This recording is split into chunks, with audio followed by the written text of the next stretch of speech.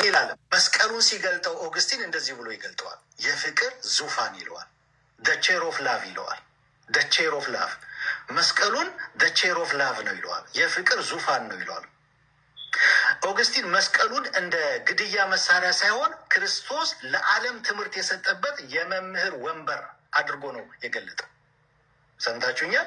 ኦግስቲን መስቀሉን እንደ ግድያ መሳሪያ ሳይሆን የገለጠው እንዴት ነው የገለጠው? ክርስቶስ ለዓለም ትምህርት የሰጠበት የመምህር ወንበር አድርጎ ነው የገለጠው። በሰርመን 218 ላይ ማለት ነው። ኦግስቲን መስቀሉን እግዚአብሔር ለሰው ልጅ ያለውን ፍቅር ብቻ ሳይሆን እኛ ያለንን ዋጋ የምናይበት መስታወት ነው ይለዋል። ባካችሁ በደንብ ስሙ። እንዴት ብሎ ነው የገለጠው? መስቀሉ አለ እግዚአብሔር ለሰው ልጅ ያለውን ፍቅር ብቻ ሳይሆን እኛ ያለንን ዋጋ የምናይበት መስታወት ነው አለ። እንዲህ በሚል አገላለጽ ገልጦታል። ምን ይላል? በመስቀል ላይ ተመልከት፣ እዚያ ላይ ያንተ ዋጋ ተጽፏል ይላል። በመስቀል ላይ ተመልከት፣ እዚያ ላይ ያንተ ዋጋ ተጽፏል። አያችሁ፣ የክርስቲያን ዋጋ በቁሳቁስ አይደለም የሚለካው። የእኛ ዋጋ በገንዘብ ብዛትና ማነስ አይደለም የሚለካው። ባለ በምትነዳው መኪና አይደለም የሚለካው። ያንተ ዋጋ የሚለካው በመስቀል ላይ በፈሰሰው ደም ነው። ዋጋሽ ወንድሜና እህቴ የመስቀሉን ደም ያክላል። ኦግስቲን እንደዛ ነው የገለጠው። በመስቀል ላይ ተመልከት፣ እዛ ላይ ያንተ ዋጋ ተጽፏል። እዛ ላይ ያንተ ዋጋ ተጽፏል። እንዴት ደስ ይላል! ዋጋችን የክርስቶስን ደም የፈሰሰውን ደም ያክላል። ስለዚህ ያንን ሲገልጠው ምንድን ነው? አሁን ብዙ ጊዜ መስቀል ላይ የምናየው እግዚአብሔር ለእኛ የገለጠውን ፍቅር ነው አይደል? ብዙ ጊዜ የምናስተውለው የምንረዳው። ኦግስቲን ግን ያ ብቻ አይደለም ነው የሚለው። እግዚአብሔር ለእኛ የገለጠውን ፍቅር ብቻ ሳይሆን የምናይበት በመስቀሉ ዋጋችንንም የምናይበት ነው ይላል።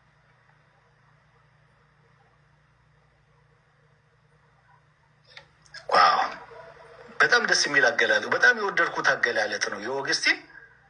መስቀሉ አለ እግዚአብሔር ለሰው ልጅ ያለውን ፍቅር ብቻ ሳይሆን እኛ ያለንን ዋጋ የምናይበት መስታወት ነው አለ። በመስቀል ላይ ተመልከት፣ በመስቀል ላይ ተመልከት፣ እዛ ላይ ያንተ ዋጋ ተጽፏል። ወንድሜና እህቴ ክርስቲያኖች በደንብ ስሙ። ዋጋችሁ በመስቀል ላይ የፈሰሰውን ደም ነው የሚያክለው። ዋጋችን በመስቀል ላይ የፈሰሰውን በቀራንዮ መስቀል ላይ የፈሰሰውን ደም ነው የሚያክለው። የእኛ ዋጋ በቁሳቁስ አይለካም። እኔ የብልጽግና ወንጌል ሰባኪዎች በጣም ያስቁኛል። የሰውን ዋጋ በገንዘብ ሲለኩት፣ የሰውን ዋጋ የሆነ ባንክ ውስጥ ባለው ገንዘብ ልክ ሲለኩት፣ የሰውን ዋጋ በቆርቆሮ ሲለኩት፣ ነገ ጥለነው ለምንሄደው ማለት ነው። ኖ ኖ ኖ ኖ ኖ። ዋጋችን በመስቀል ላይ የፈሰሰውን ደም ነው የሚያክለው።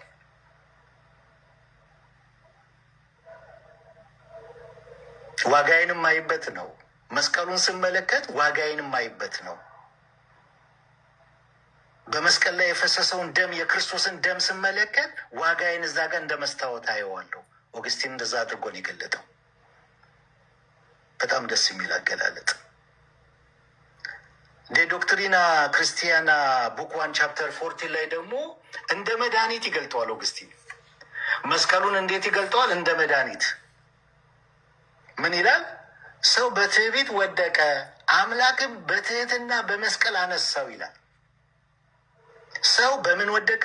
በትዕቢት ወደቀ፣ አምላክ ግን አለ በትህትና በመስቀል አነሳው ይላል።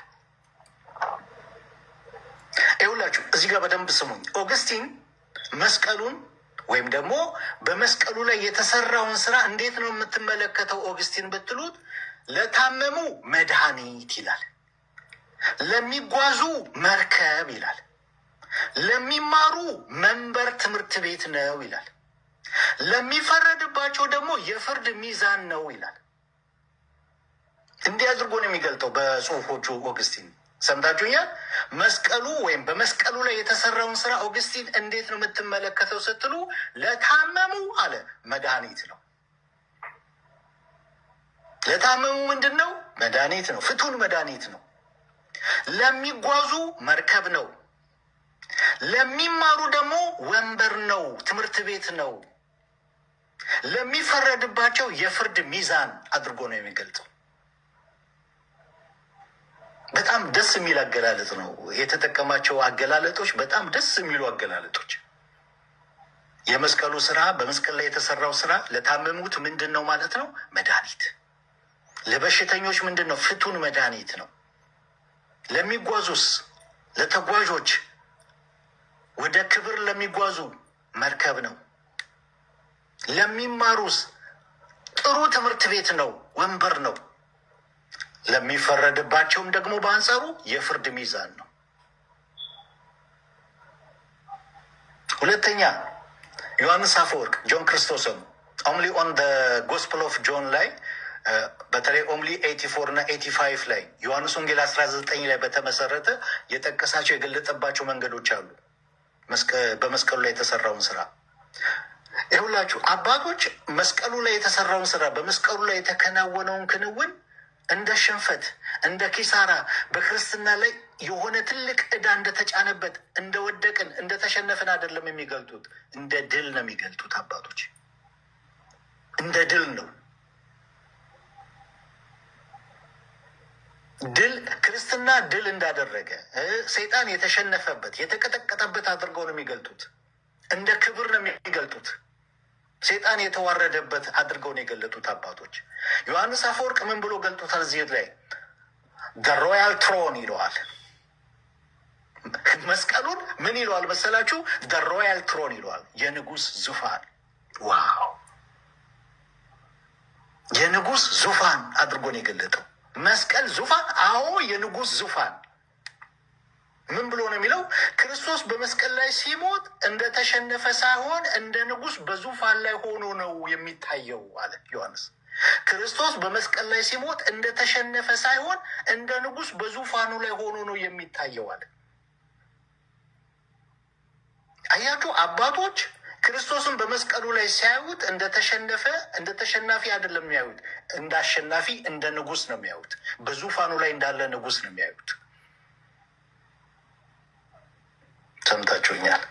ምን አለ ዮሐንስ ሲቀጥል? ጆን ክርስቶስም ንጉስ ልብሱን ጥሎ የጦር ትጥቁን እንደሚለብስ ክርስቶስም ክብሩን ትቶ በመስቀል ላይ የፍቅር ትጥቁን ለበሰ። ኦ ማይ ጋድ! እንዴት አይነት አገላለጥ ነው! በደንብ ስሙ። ንጉስ ልብሱን ጥሎ የጦር ትጥቁን እንደሚለብስ ክርስቶስም ክብሩን ትቶ በመስቀል ላይ የፍቅር ትጥቁን ለበሰ። ኦ መስቀሉ ክርስቶስ የፍቅር ትጥቁን ምን ያለበት ነው ማለት ነው? የለበሰበት ነው። የፍቅር ትጥቅ የተለበሰበት። ሃሌሉያ! መስቀሉ አለ የሞት መሳሪያ ሳይሆን የድል አርማ ነው አለ ዮሐንስ። መስቀሉ የሞት መሳሪያ ሳይሆን የድል አርማ ነው አለ።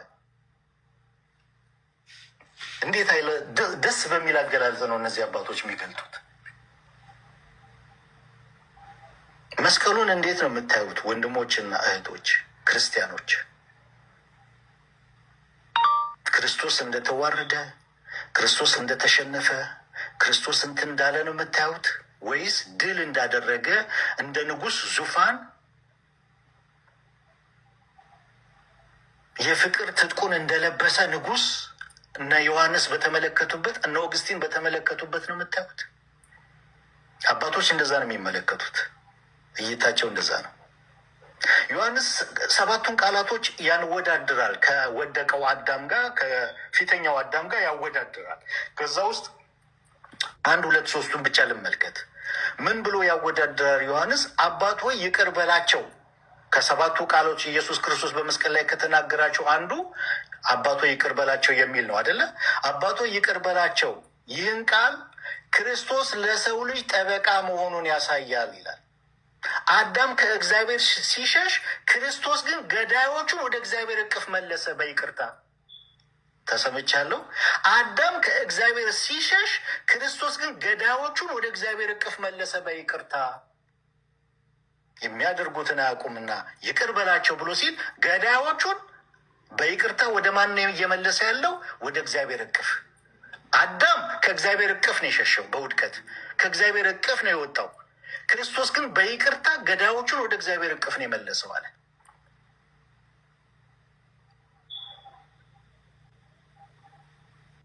ሃሌሉያ! ልጅሽ የሚለውን እነሆ ልጅሽ የሚለውን ሲያብራራ ደግሞ ምን አለ? ጌታ በመስቀል ሆኖ ስለ እናት ያስብ ነበረ። ይህ ለወላጆች ያለንን ኃላፊነት የሚያስተምር ብቻ ሳይሆን ቤተ ክርስቲያን የሐዋርያት አደራ መሆኗን ያሳያል። ቤተ ክርስቲያን የሐዋርያቱ አደራ መሆኗን ያሳያል አለ። ሌላው ዮሐንስ ምን አለ? አዳም አለ፣ የመጀመሪያው አዳም የፊተኛው አዳም ማለት ነው፣ በእንጨት በዕፀ በለስ ወደቀ አለ። ክርስቶስ በእንጨት በመስቀል የወደቀውን አነሳ አለ። አዳም የፊተኛው አዳም በእንጨት በዕፀ በለስ ምን ሆነ? ወደቀ። ክርስቶስ በእንጨት በመስቀል የወደቀውን አነሳ ይላል።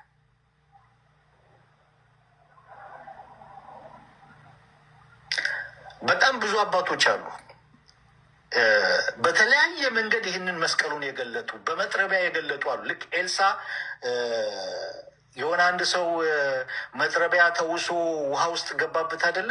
ከዛ በኋላ የእግዚአብሔር ሰው ሆይ ብሎ ጮኸ አይደለ? ምንድን ነው ያደረገው? እንጨት ወስዶ በሚጥልበት ሰዓት መጥረቢያው ተንሳፈፈ። በዛ መልኩ የገለጡ አባቶች አሉ። ክርስቶስ በመስቀል የወደቀውን እንዴት ከሙታን እንዳስነሳው አድርገው የገለጡ ያንን ታይፖሎጂ የተጠቀሙ አባቶች አሉ። ስለዚህ መስቀሉን እነዚህ አባቶች አሁን ሁለቱን ብቻ ነው የመረጥኩት። በጣም ብዙ አባቶች አሉ፣ ግን እነዚህ ሁለቱ ጆን ክርስቶሶም እና ኦግስቲን የገለጡበት መንገድ በጣም ስለሳበኝ ማለት ነው። በድንቅ አገላለጽ ስለገለጡት እነሱን ለእናንተ ለትምህርታችሁ ይሆን ዘንድ ለትምህርታችን ለሁላችንም ይሆን ዘንድ አመጣዋቸው እንጂ በጣም ድንቅ አገላለጥ የገለጡ ሌሎችም አባቶች አሉ። የእነዚህኛዎቹ ግን ለየት አለብኝ። መስቀሉን ያዩበት እይታ፣ በመስቀሉ ላይ የተሰራውን ስራ የተመለከቱበት ያስተዋሉበት እይታ በጣም የሚደንቅ እይታ ነው። ሌሎችም አሉ። ከኢዮሲ በኋላ እመጣለሁ። በመስቀሉ ላይ በሚከናወንበት ሰዓት ስለ መቶ አለቃው የተነገረ አለ። መቶ አለቃው ምንድን ነው የሆነው? ያ የወጋው ኢየሱስን የወጋው ስለ ሶስቱ መስቀሎች የተናገሩት አለ። እነዚህ ላይ ተመልሼ እመጣለሁ በኋላ ላይ ማለት ነው። ለኢዮሲ ልስጥና ከዛ በኋላ እመጣለሁ። ጸጋ ይብዛላችሁ።